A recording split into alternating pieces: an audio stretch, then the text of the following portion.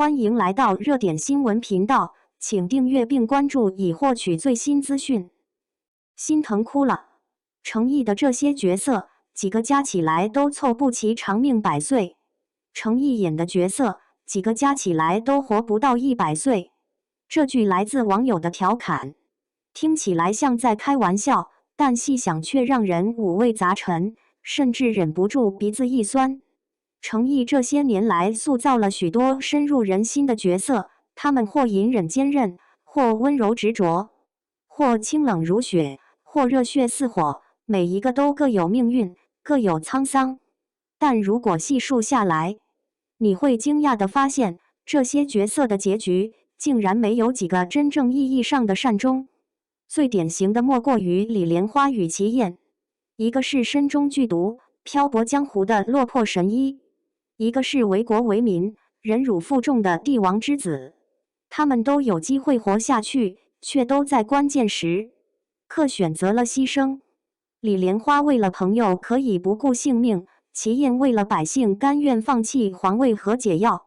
他们身上那种沉默的悲壮，是程毅用细腻的表演深深烙印在观众心中的存在。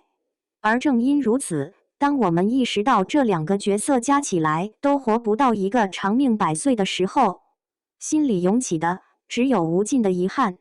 网友的感叹没有止步于此，评论区更是接连补刀。有粉丝说，光李莲花和齐燕还不够，再把唐周也算上。那一刻，屏幕前的我们只觉得胸口堵得慌。唐周，一个青春年少、忠诚刚烈的少年郎，却在最爱的人手下香消玉殒。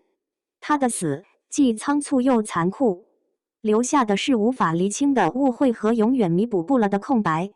观众为他抱不平，为他流泪，也为这段错位的情感扼腕叹息。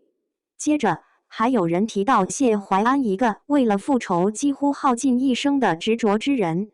他的每一步都是在刀尖上行走，为了实现心中所愿，他不惜以命相搏，所有手段皆为达成目标而服务。他的生命也如同一支燃尽的蜡烛，终究难逃宿命的风吹雨打。如果再往前回溯，像林放这样的角色，同样命运多舛。他明明可以安然做一个书生，却偏偏要投身乱世，最后落得家破人亡的结局。还有傅荣军的青梅竹马，南风知我意中的神秘军医，他们一个个鲜活，却也一个个写满了悲剧的注脚。不可否认，程毅是那种特别适合演有故事的人物的演员。他的眉眼间总带着些许忧郁和克制，像是历经风霜也不愿轻易示弱的人。正是这种气质，让他饰演的每一个角色都有了命的重量，而这些角色的命运也因此不再只是纸上的设定，而是牵动人心的现实投影。但也正因如此，观众的心疼与不舍才愈加真实。我们不是不能接受悲剧的结局，只是总希望他们能活得久一点，幸福一点。不是英雄末路，不是意难平，而是可以一生平淡，一生安稳，甚至哪怕无所作为，也好过英年早逝，斜洒苍穹。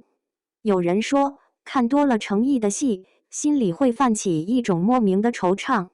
他的角色都太过用力的活着，太用情至深，太执着于理想，最终反被命运搅碎。观众投入其中，感动也好，难过也罢，最后都会成一句话：我只希望他们能长命100岁。或许这就是程毅塑造角色的魅力，即便他们短暂地活在荧幕上，也能深刻地活在观众心中。那些来不及告别的角色，那些活不够100岁的意难平，终将化作我们心里最深的柔软角落，偶尔想起，泪湿眼眶。